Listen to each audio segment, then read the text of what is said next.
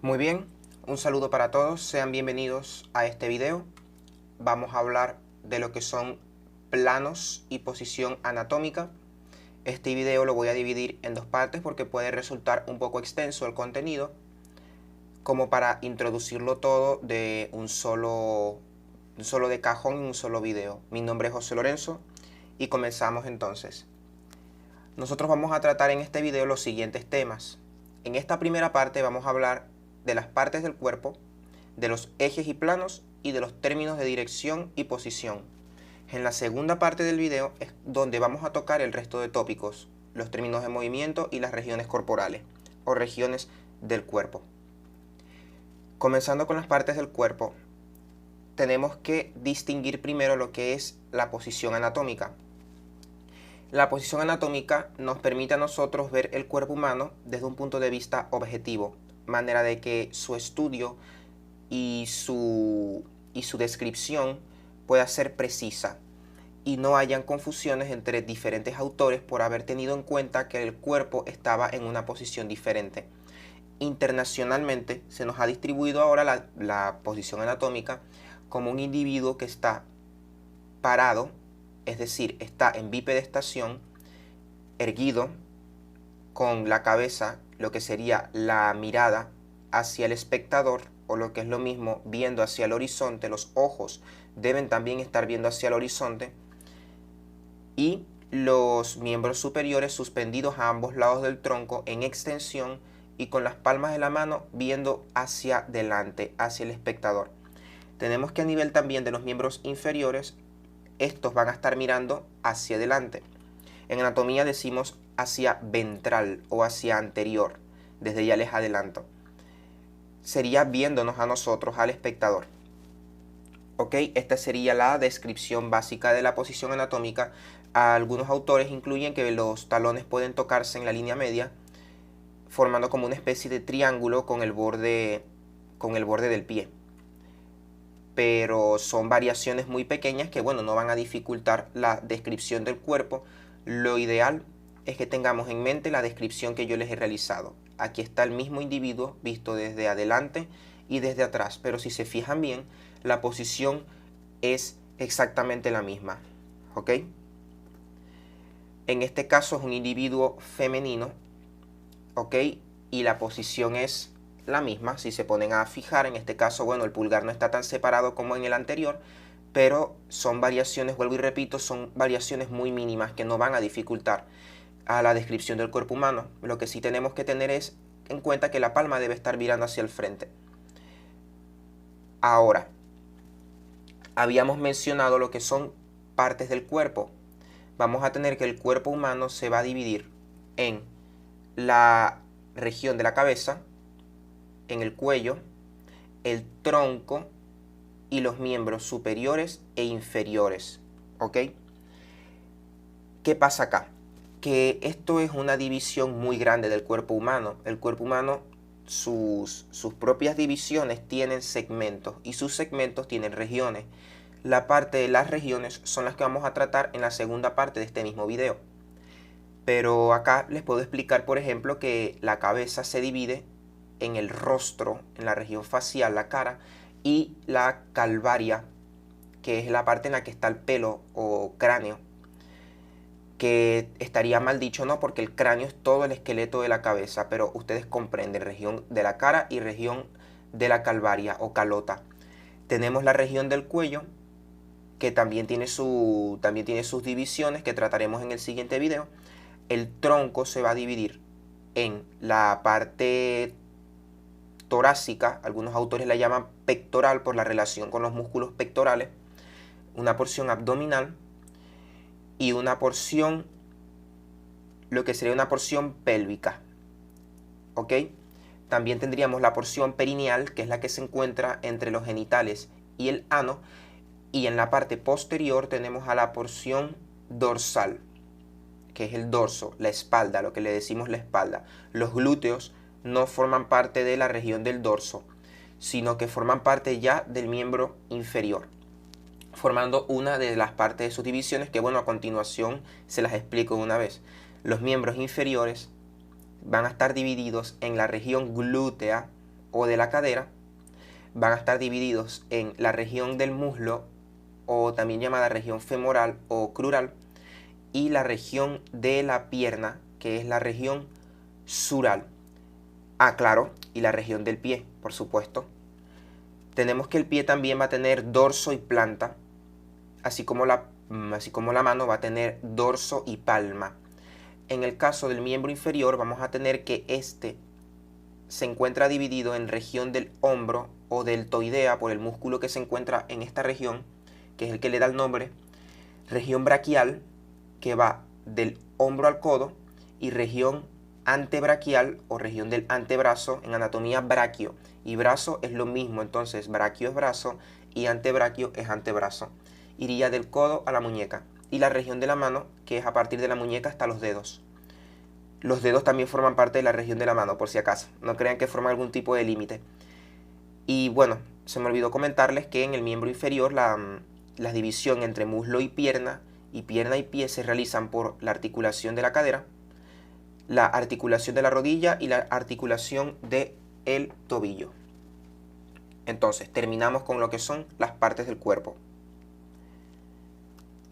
Ahora continuamos con planos y ejes anatómicos. Ok, la diferencia que hay entre un plano y un eje anatómico es que cuando hablamos de un plano hablamos de un corte. Fíjense que acá tenemos diferentes cortes en color azul, en color rojo y en color amarillo.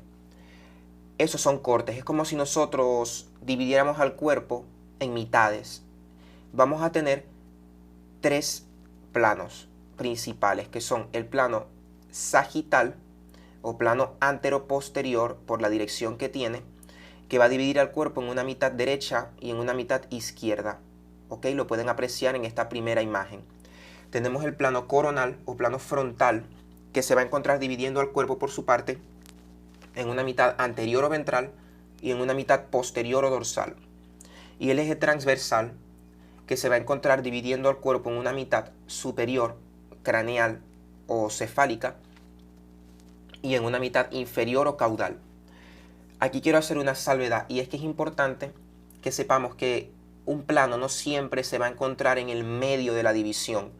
Un plano puede estar más desplazado hacia un lado o hacia el otro. Esto lo van a comprender bien cuando vean diferentes cortes anatómicos en los atlas.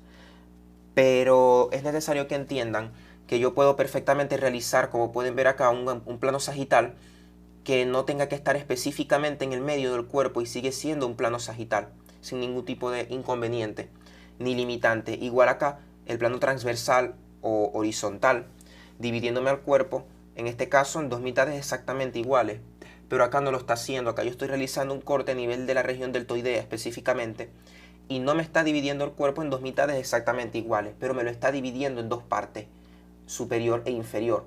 No deja de ser un plano por ello. Muy bien, entonces ahora continuamos con los ejes. Los ejes se diferencian de los planos porque, a diferencia de un plano, un eje no es un corte.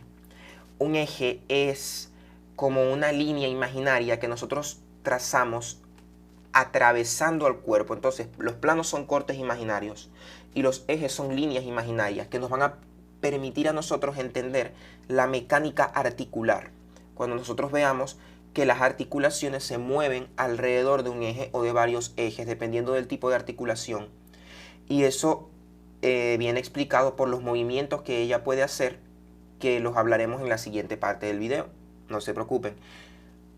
Ok, tenemos entonces en la primera imagen representado el eje vertical o eje longitudinal. También puede ser llamado eje cefalocaudal, por la dirección que toma esta línea, como pueden ver. Ok, sobre este eje vamos a poder realizar movimientos de rotación. Es lo que les puedo ir adelantando desde ahorita. Ok, también tenemos al eje anteroposterior, también llamado eje ventrodorsal o eje sagital, igual que el plano, pero no confundir plano con eje, que va de adelante hacia atrás o de atrás hacia adelante, y sobre este se pueden realizar los movimientos de abducción y aducción. Ok, acá también lo tendríamos representado el eje anteroposterior. Miren que lo podemos trazar en cualquier parte del cuerpo, al igual que los planos. Aquí está el eje anteroposterior, aquí hay 3 de hecho ejes anteroposteriores y aquí también los hay. Así como también aquí en esta imagen también tenemos un eje longitudinal, al igual que en la primera imagen. El último eje que no he mencionado, que sería el tercero, es el eje transversal, o también llamado eje lateral o eje coronal, al igual que el plano, pero no confundirlos. Este eje lateral nos va a permitir a nosotros realizar movimientos de flexión y movimientos de extensión a nivel de una articulación. ¿Ok? Listo entonces con planos y con ejes. Aclaro, aquí hay un detalle y es que los planos coronal y el plano coronal y el plano sagital van a recibir sus nombres. ¿Por qué? Porque ellos se trazan sobre suturas del cráneo. Rápidamente les explico, desde ya tienen que saber que las articulaciones entre los huesos del cráneo, de la parte de la calvaria específicamente, se llaman suturas, las uniones de esos huesos. Este es el hueso frontal y acá atrás vemos a los huesos parietales, uno de un lado y otro del otro. Resulta que entre el hueso frontal y los parietales se forma una unión, una sutura. Esa sutura se llama sutura coronal o sutura frontal y por ello el plano y el eje también reciben estos nombres. Por su parte, la unión entre ambos parietales se denomina sutura coronal y por ello, disculpen, la unión entre ambos parietales se denomina sutura sagital y por ello es que este eje recibe ese nombre de sagital, tanto el eje como el plano. Repito, frontal con parietales, sutura coronal o frontal. Da el nombre a el eje y el plano frontal. Por su parte, entre ambos parietales, sutura sagital y da el nombre al plano y al eje sagital. Ahora, términos de dirección y posición. Muy bien. Desde ahorita les digo, este individuo no se encuentra en posición anatómica, como pueden ver, porque las palmas de las manos están viendo hacia medial, hacia adentro. Y esto se denomina posición indiferente del miembro superior. ¿Ok? Y en este caso tenemos que las palmas sí están mirando hacia el frente, pero los pies no están posicionados correctamente. Así que esta imagen viene de manera bastante oportuna para mostrarles cómo no es la posición anatómica. Ahora, en el cuerpo humano nosotros tenemos líneas imaginarias especiales que nos permiten a nosotros describir términos de relación respecto a diferentes estructuras del cuerpo para nosotros, a partir de la posición anatómica, poder describir al cuerpo humano anatómicamente. Primero tenemos esta línea que divide al cuerpo en dos mitades. Esto les recuerda al eje sagital. Y de hecho es que si nosotros trazamos un eje sagital en todo el medio del cuerpo y lo dividimos en dos mitades exactamente iguales, vamos a tener la línea media anterior del cuerpo. Y en el caso de la parte posterior, la parte de atrás sería la línea media posterior del cuerpo, pero es la misma línea media anterior, pero vista desde atrás, pero es lo mismo.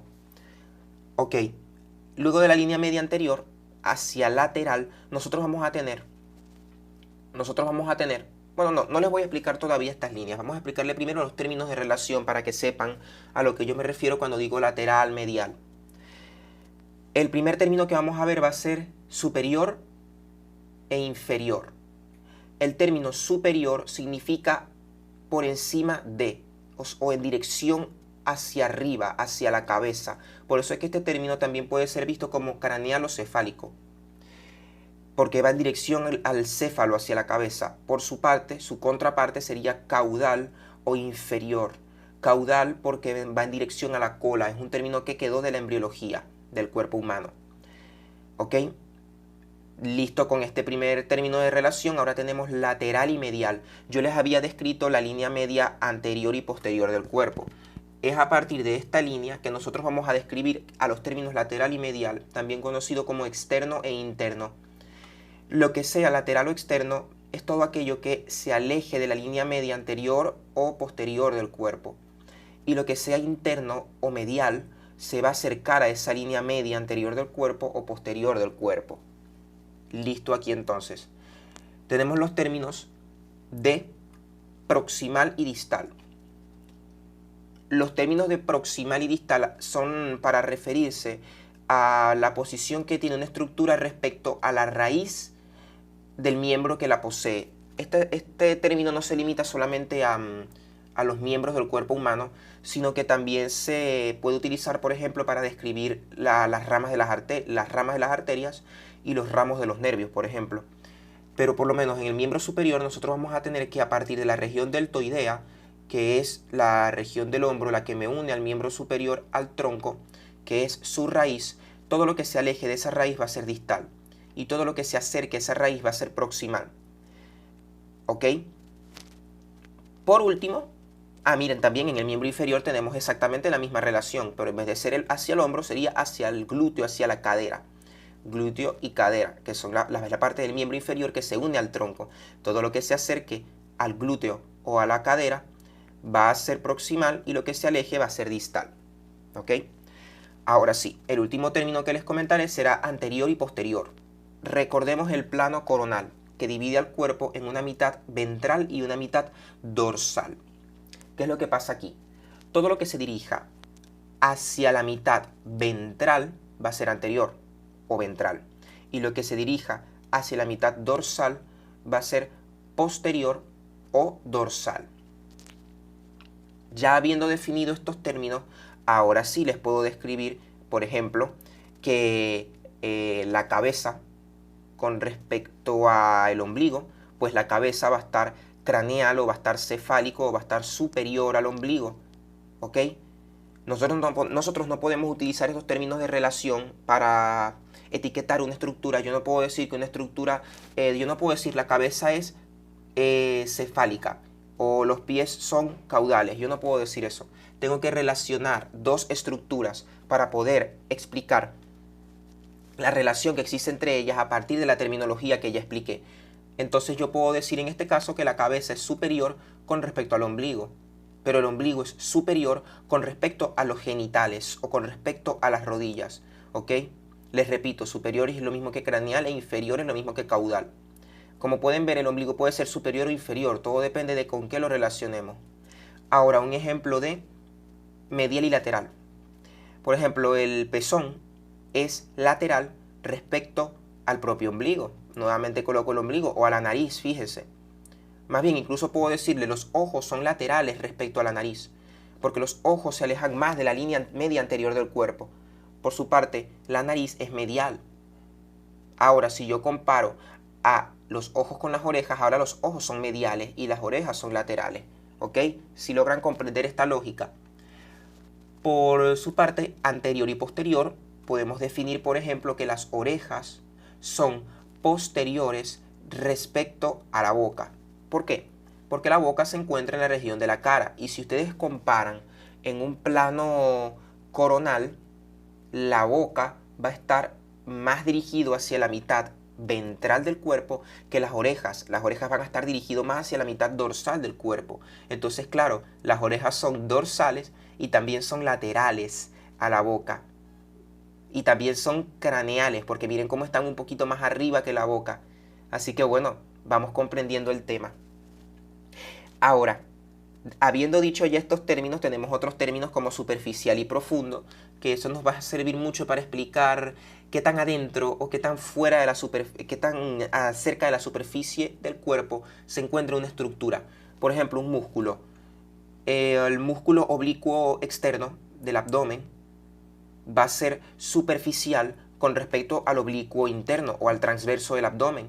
Algunos lo comprenderán porque algunos ya habrán estudiado algunos temas de anatomía, otros no, no se preocupen, eso de todas maneras lo comprenderán. Lo importante es que ustedes se aprendan ahorita los términos de anterior, posterior, superior, inferior, proximal y distal, y lateral y medial. Ahora, estas líneas que ustedes ven acá entrecortadas en la parte anterior y en la parte posterior del cuerpo ya se las voy a explicar. La línea media anterior del cuerpo, cuando pasa por delante del esternón, se llama línea esternal. La línea que se encuentra lateral a esa línea esternal se denomina línea paraesternal. Saltándonos a esta línea, la siguiente línea en orden de medial a lateral va a ser la línea medioclavicular. porque como pueden ver pasa por el tercio intermedio de la clavícula y lateral a ella tenemos a la línea axilar anterior, que se corresponde con el borde lateral o borde lateroinferior, más preciso, del músculo pectoral mayor. ¿Ok? Como puede ver usted, si se habrá dado cuenta, yo no mencioné a esta línea que está acá. ¿Por qué? Eso depende del autor. Hay autores que denominan que la línea esternal es esta línea media anterior del cuerpo cuando pasa por el esternón. Ahora, hay otros autores que denominan a la línea esternal como la línea que se encuentra lateral, a la que yo le había dicho en un principio que era la línea paraesternal. Y en su lugar mencionan a la línea paraesternal como la que se encuentra entre la línea esternal y la línea medio clavicular. ¿Ok? Por eso no se las mencioné. En esta imagen del Sobota nos la colocan, pero en mi bibliografía no, o sea, en mi estudio, en mi universidad, mi bibliografía, no los conocemos así. En mi caso, yo conozco lo que es la línea media anterior del cuerpo, la línea esternal, disculpen, la línea paraesternal, la línea medio clavicular y la axilar anterior en la región anterior del cuerpo. Murieron allí esas líneas. Ahora, en la parte posterior del cuerpo vamos a tener la línea espinal, le podemos decir. ¿Por qué? La línea espinal es la misma línea media posterior del cuerpo cuando ella pasa por las apófisis espinosas de las vértebras. En las apófisis espinosas usted se las puede tocar. Si usted se toca el centro de la espalda, usted va a sentir como unas bolitas, unas espinas. Esas son las apófisis espinosas de sus vértebras. Si usted traza una línea entre todas esas apófisis espinosas, va a estar trazando a la línea espinosa o línea vertebral.